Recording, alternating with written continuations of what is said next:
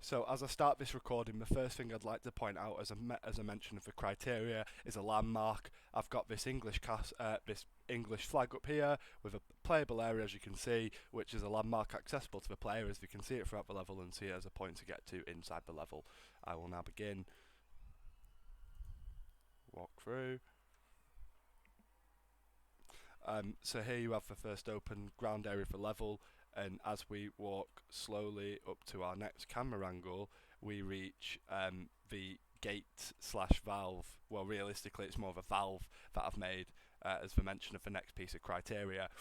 As you see on the left, we've got a ladder which will teleport you to the top of the ladder and allow you to continue throughout the level, and on the right we have a locked door, and it's locked from both sides. So this is more of a valve as you come through to the next part of the level, and unless you were to just literally jump right back off, you can't really go back and explore the other side of the level. It doesn't let you turn back. So as you see now, we can walk through and explore the different areas of the walled section of the level. And just to show the other section of the valve, or the interior of the valve if you will, here's the door that acts as the valve, and we can see this little room I've made to sort of tidy things up a bit out here as well.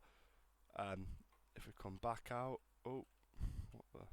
okay, and if we just come right through, I made this tiny little wooden hut for, say, people who work in the village as well, which is enterable but is very sticky with which camera angle it likes to choose as it's leaving. Oh, it worked! How jolly for us. Only the 7th time of recording this video it's worked for us.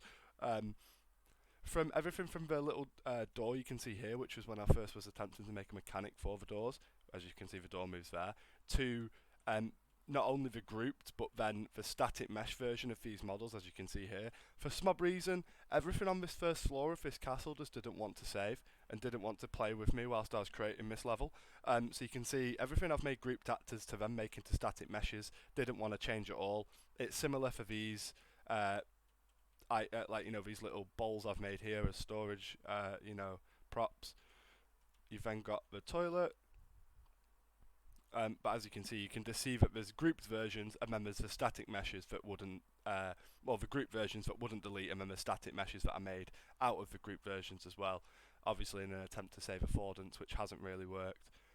If we move further along into this back area here, you'll see I have a kitchen, which is another place where you might have possibly found a piece of armor, which was the mechanic I was going to install into this game, is you'd basically run around looking for different pieces of armor.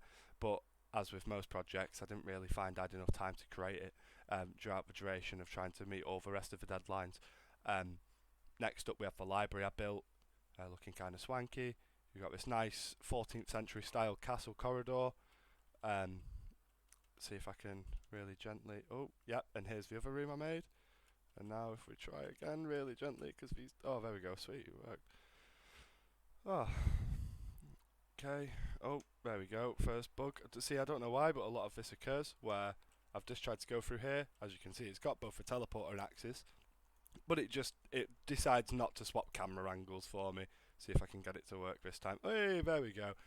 It's a bit clanky, as you can see. It's not, it's my more proud level design of level. Like, I'm prouder of what has came out of this assignment, specifically for Resident Evil, considering I've never made a game of this caliber before, with camera angles and a lot more scale sensibility, sort of directed more onto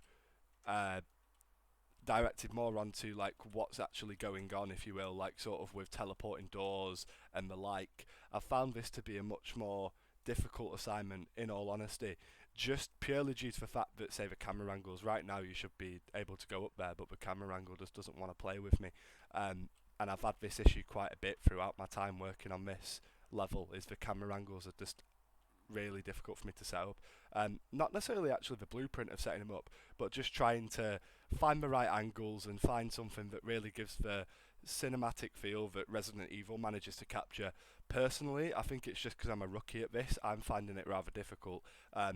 And although I can come up with a few really nice camera angles, like one on these pallards here, or, you know, stocks, if you will, of the top of the walls, which I've made accessible to the player, I tried to get some nice cinematic shots, but I've just failed horrendously, it seems, throughout my attempt. I think that it's still a very nice, large level. I feel like if I was given more time, I might have been able to make more out of it. Um, but the level space I've used is quite on key. You can literally see from virtually every camera angle or every other camera angle how much space I've used horizontally, and you can very much so identify that there's several levels to the castle and that quite a lot of height has been manipulated here to take advantage of the space at time. To take advantage of the space, whereas. Um, so yeah, level space, landmarks, and gates and valves, they're the main three focuses of this level. And then one that isn't really a part of the criteria, but one that I'd like to mention, is realism. I feel like I've taken quite into a bit of extension what a 14th century castle would have looked like, and that I've done my rooms at least quite well per se.